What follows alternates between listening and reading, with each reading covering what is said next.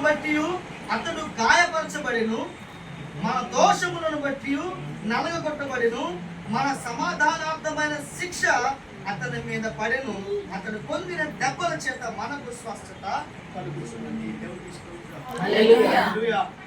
దేనివల్లంట? మన అతిక్రమములను బట్టి. నేను ఆలోచన చేస్తున్నాను, అసలు పాపము అనేది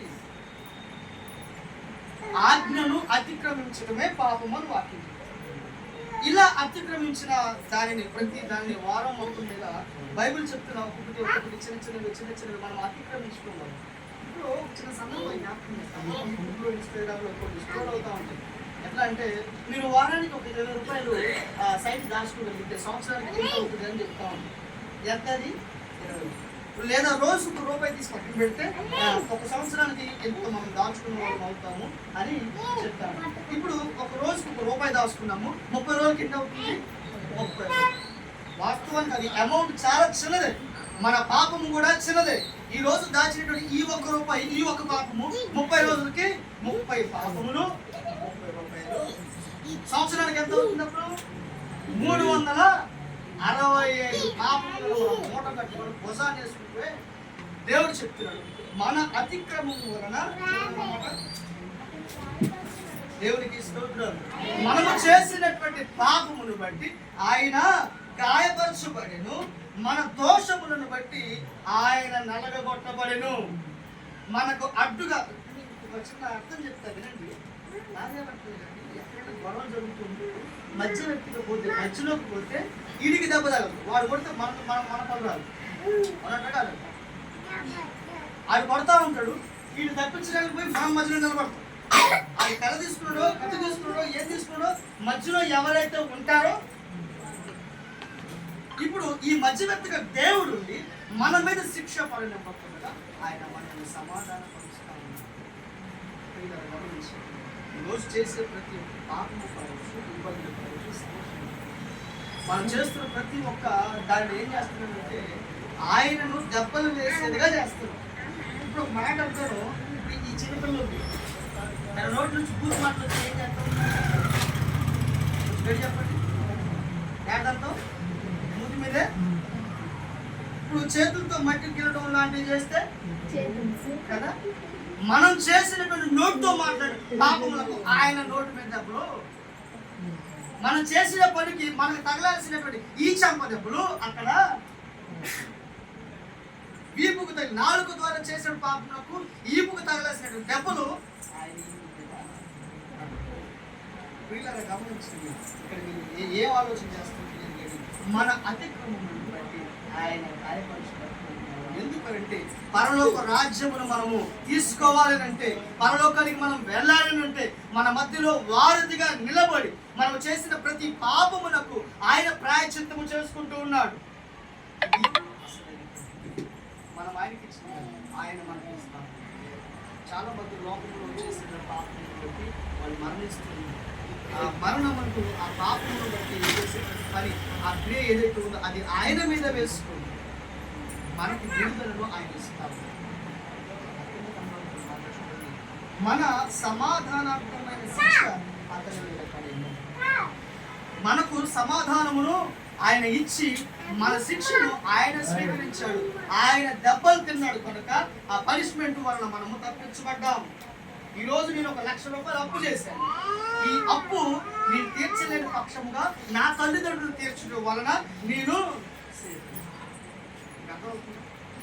నేను చేసిన పాపము నా వలన ఒకరు అనుభవించడం వలన ఈ రోజు నేను హాయిగా రోడ్ల మీద తిరగలుగుతున్నాను. లేకపోతే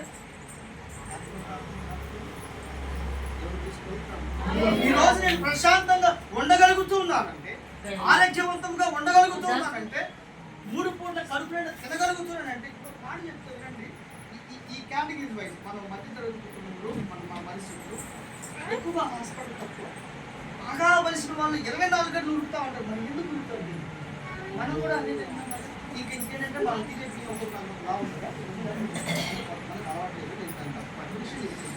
అంత లావు తిన్నా కూడా, అంత పని చేసినా కూడా కొంచెం అటు ఇటుగా ఉన్నా మనమే చక్కగా ఉన్నాం. అన్ని పోగేసుకున్న వాళ్ళు మాత్రం 24 గంటలు నార్మల్ హాస్పిటల్ చెప్తారు, మనకి ధర్మ హాస్పిటల్ చెప్తాం. దావకారు మనం సరిపోదు, వాళ్ళకి సరిపోదు. అసలు ఏది లేదురా బాబు, సరదాగా చూడడానికి వచ్చాను, లేదు లేదు వచ్చాను కాదు, ఆ స్కానింగ్ ఈ స్కానింగ్ మొత్తం అని రాసి పంపిస్తారు ఒక 5-6 వేలు వేసి. అర్థం అవుతుందా? ఏది ఉండదు, వాడు జస్ట్ చూడడానికి వచ్చి చాలు. ఈయన పక్కన పక్కన బెడ్ ఇచ్చారు, మిమ్మల్ని 24 గంటల అబ్జర్వేషన్లో పెట్టాలంటే రూమ్ రెంట్ 3,000. ఏముండదు. దేవుడు మన పక్షముగా ఉన్నాడు, దేవుడు మనకు మధ్యవర్తిగా ఉన్నాడు.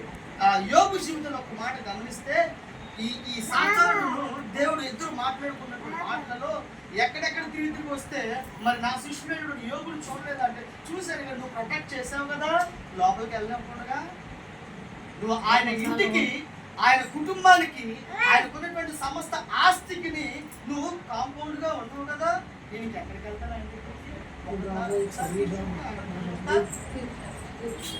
యోబు ప్రాణం ఏదైనా యోబు ప్రాణం.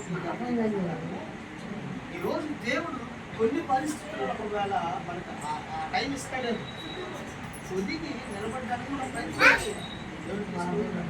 ఆ రీతిగా దేవుడు ఏం చేశాడంటే, మన ప్రతివాది నుంచి ఆయన మనకు సమాధానం మనకు అనుగ్రహించి, మనం చేసిన అతిక్రమము పాపమును బట్టి ఆయన శిక్ష ఆయన పొందినటువంటి దెబ్బల చేత మనకు స్వస్థత కలుగుతూ ఉన్నది. మనం చేసిన ప్రతి పాపమును బట్టి మనకు తగలాల్సిన వీపు దెబ్బలకు, మనకు తగలాల్సిన నోటి మీద దెబ్బలకు, మనకు తగలాల్సిన చెంప దెబ్బలకు, ఇవన్నీ ఆయన నేను భరిస్తున్నా. వాడి మీద చేయడానికి వీడు, వాడు ఒక మాట అనడానికి లేదు. ఎందుకు నా చెయ్యి ఎరగొట్టుకో, నన్ను ఏమైనా చెయ్యి, వాడిని ఒక మాట అనడానికి వీలు, వాడి జోలికి పోవడానికి వీలు. నా రక్తము ద్వారా రక్తము ద్వారా వారు విడిపించారు. ఈరోజు మన సమాధానం చాలా ప్రాముఖ్యం. మాటలు చూపించండి.